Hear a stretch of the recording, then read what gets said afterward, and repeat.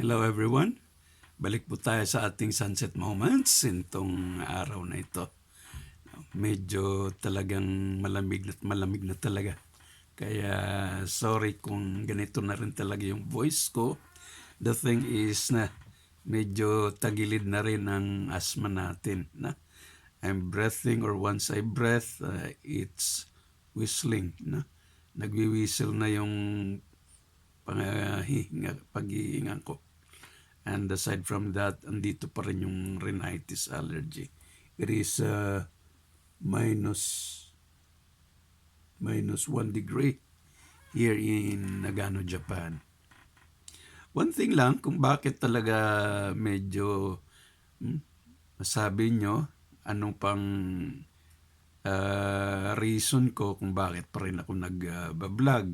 Although wala man naman talaga akong magandang content, pero ito isang bahagi lamang sa akin na para in a sense na it's a way for me to relieve myself, pangpawala ng stress. Na?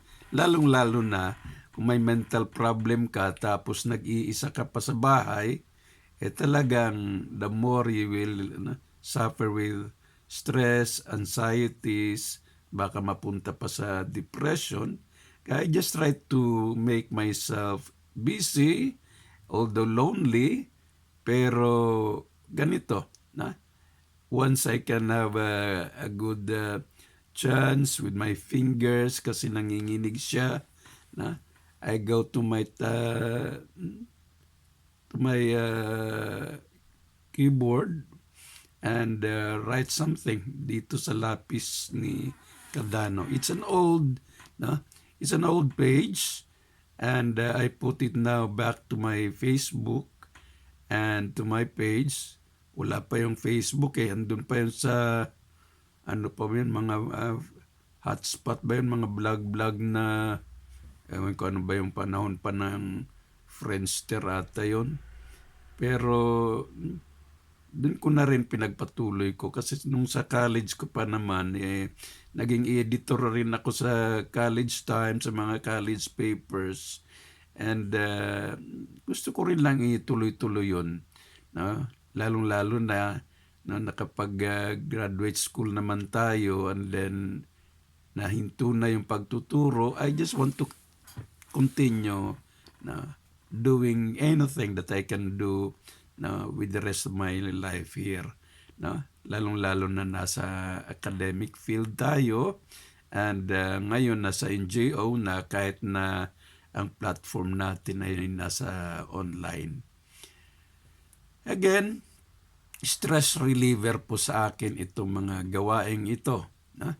Kaya pagpasensyahan nyo na po kahit na ganito lang yung mga contents natin, sharing lang naman ito. Pero you know what, no?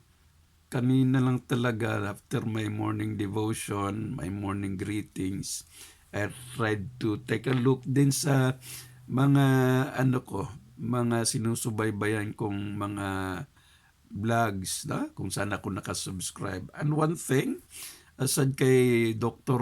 Willie Ong, no, na sinabi niyang i-stop na rin daw niya yung mga pag-sharing about heart, although cardiologist siya, binibigay na niya sa mga batang cardiologist yung mga mission kung paano, anong dapat gagawin kung meron kang sakit sa puso, no? Or kahit anumang mga ibang bagay-bagay. No? Ang gusto raw niyang tutukan ay yung magiging maganda, mabuti ang bansang Pilipinas, ang mga Pilipino. It means a public service na yung talagang tututukan niya. And the way I look at him, medyo umano na talaga. Kalbo na siya, tapos yung, no? Sorry to mention this, Dr. Willie, no?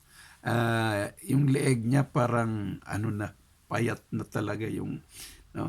May, deformation, physiological deformation. Of course, we understand that kasi yun nga is under this hindi lang recuperation meron pa rin dun sa Sa katawan tulad ko, andito pa rin sa katawan ko, although ganito ang itsura ko, pero yung atrial fibrillation ko sa puso, yung epilepsy ko, na plus itong asthmatic at saka rhinitis ko, dito pa rin.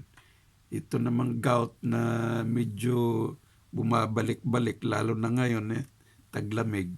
So I just try to ignore it, no? Pero mahirap talaga kung meron kang mental stress. Kaya this is one thing, no? So allow me just to do something more, no? Meron din akong isang nabasa, no? Ito sa akin stress reliever talaga itong Bisayang na Jessica Soho na to siya, yung the oldest woman na vlogger sa Pilipinas, si Lola Winding. Kahit na na-hospital siya the past couple of months, pero nung nakauwi siya, she still celebrated her 81st birthday. Pero kaninang umaga, nakita ko na nawala na siya. Sa makabilang buhay na pala si Lola Winding. That's her vlog, anong tawag niyan? Pangalan niya, Lola Winding. And then yung apo niya, si Wako na pasaway, maganda yung chemistry nila Pero of course nagbibinata na yung si Wako, pero he's the closest kay Lola Wending sa mga apo niya. And isa rin, si Erwin, yung cameraman niya talagang may pasensya siya, very filial sa kay Lola Wending. But so sad to mention na kumbaga siya yung stress reliever ko talaga kasi Bisaya, tapos yung mga ways niya ba kung paano magsalita, pasigaw, no? Medyo may mga below the belt na na mga salita, pero may twist siya, tulad ng halimbawa mamamatay na raw siya, sabihin niya niyang maputol na niya akong lastiko, lastiko, alam nyo yung anong lastiko. Pag mabinat na talagang mapuputol na daw yung lastiko niya, yung rubber band, it means na mamamatay na siya. Ganon ang niya, ang mga terms niya. But she's a very, very jolly grandma. So I've been praying for Dr.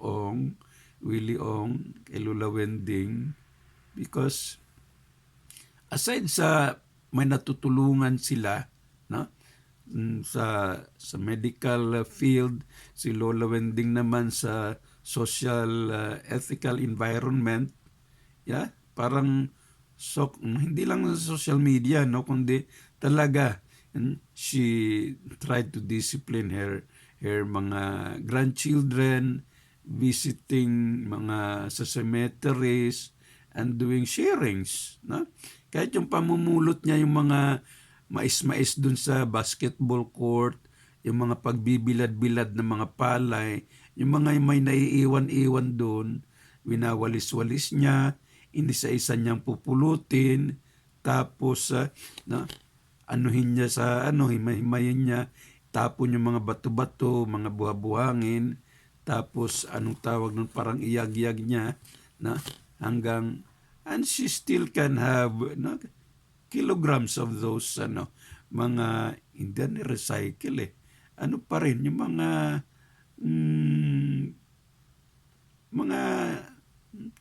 anong tawag natin doon, mga naiiwanan na pwede pang pakinabangan pa rin. Of course, mga yun, kultura rin ng mga Pilipino yun, di lang sa pagdaginot, hindi naman sa pagkuripot, kundi talagang pag makita ng tao na pwede pang pakinabangan at meron pa talagang purpose, may value, Ganon ang ugali ni Lola Wending. They, medyo horizontal way lang niya is yung umiinom siya ng tanduay, no? Pero no, few months before na na-hospital siya, talagang nahintunan niya yon. Pero prior to that, sa mga pagpapatawan niya, isang pang-recharge niya ba, na yung tinatago tayo niyang dextrose daw niya. Yun pala yung dextrose niya, yung alcohol, yung tanduay na yan, na rum ata yung tanduay. Pero maybe it sparks her being a joker, a comedian, kaya ganun siya. So, I'm so sorry for the passing of Lola Wending. Well, kanina rin lang katapos-tapos ng ACE or Association of Christian Evangelists Fellowship, and then narinig ko na gusto nilang gumawa ng continuous educational program, no? This is quite academic, na kung saan gusto nilang magkaroon ng points, no? Accredited units yung mga religious programs or activities nila, na kaya nabanggit ko na rin lang yung distance education, no? Na if they will affiliate it, na sa isang SEC-registered institution, college or universities or seminary or whatsoever, basta na ang suggestion ko lang na gumawa sila ng distance education system and make a curriculum, na gawa ng program like religious studies and then iba-ibang courses, no? Halimbawa, religion 101, religion 102, ministerial education, mga gano-ganon.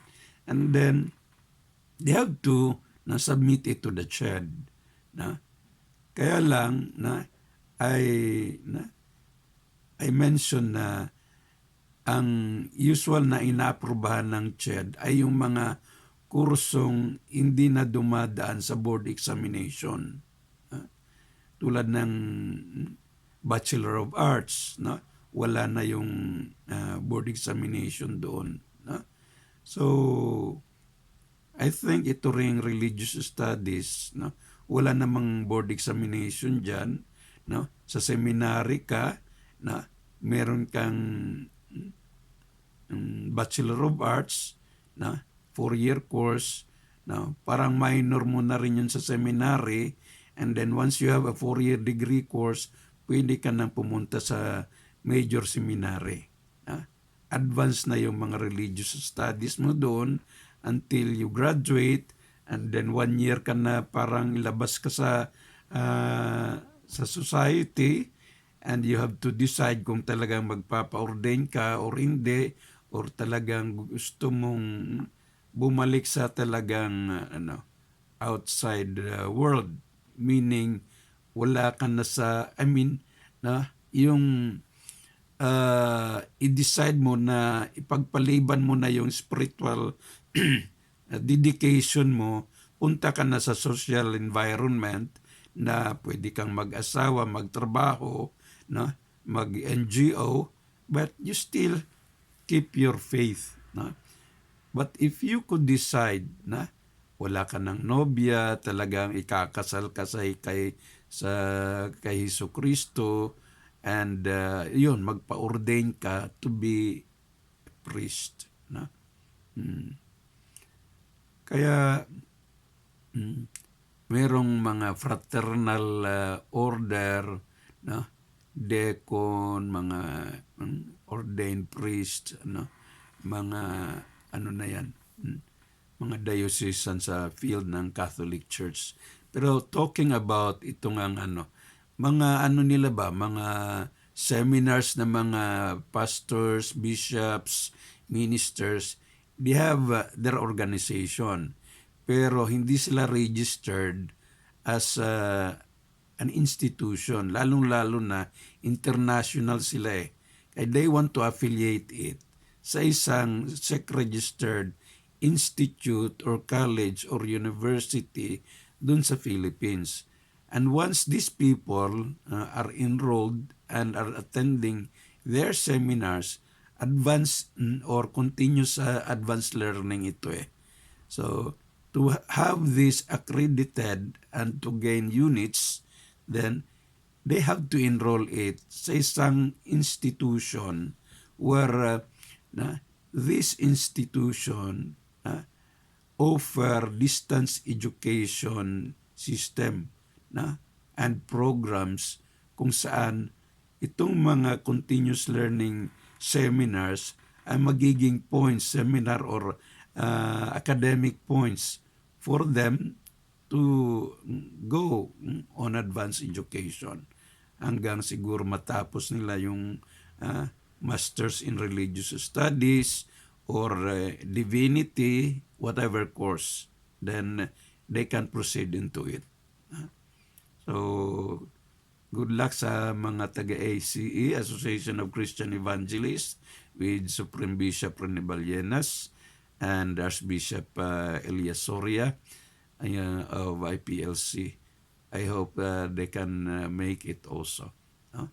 It's one thing good to hear about it since nasa educational management tayo, and I can share a little thing about distance education.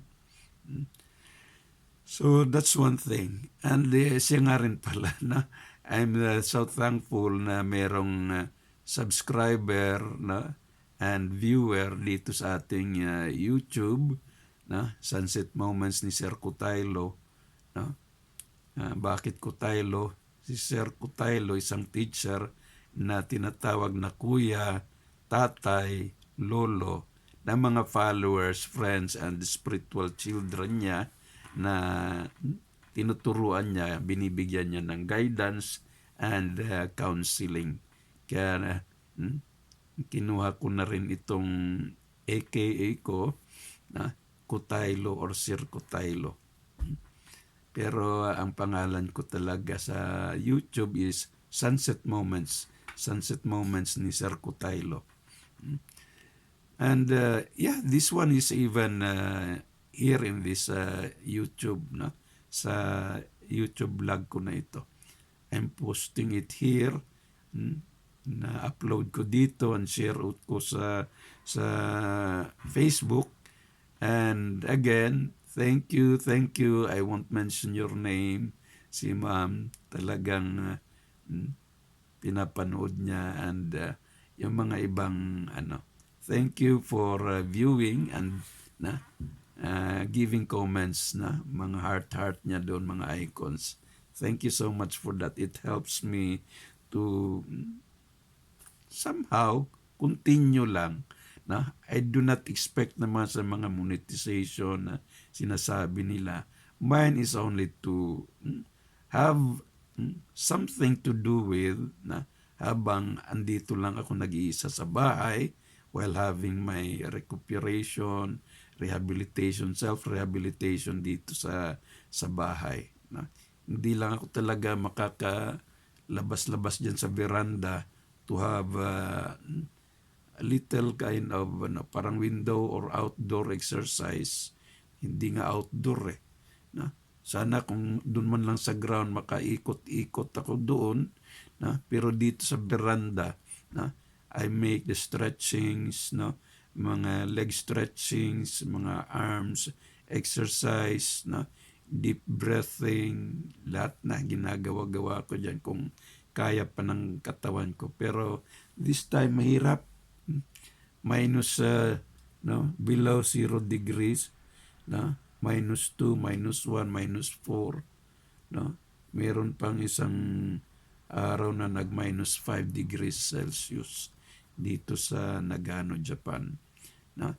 Kahapon umaambon-ambon ng snow. Ngayon cloudy, pero baka mamayang hapon snowing na naman siguro. One thing na gusto ko rin i-share nga pala sa Japanese culture, pag New Year, nabanggit ko na rin noon na hindi masyadong sineselebrate yung New Year dito. No? May paputukan man sila pero not many. No? Tinatawag nilang Hanabi. No? Pero nung December 31, January 1, no? Wala akong naririnig na mga firecrackers. Maybe because of the snow. Pero usually, pag mga holidays, ang January 1 nila is really a holiday. Pero ang isa sa mga celebration nila, itong tinatawag nilang year-end, no? Year-end party, obong. No? And dito sila nagsiselebrate where aside sa mga pulutan, talagang ceremonial yung magkampay-kampay sila doon. Mismong ang company president, na they call him Sacho, siya yung magtatagay-tagay doon sa mga lower in ranks down to the employees, trainees. Doon ang nila, parang traditions nila in celebrating the year end.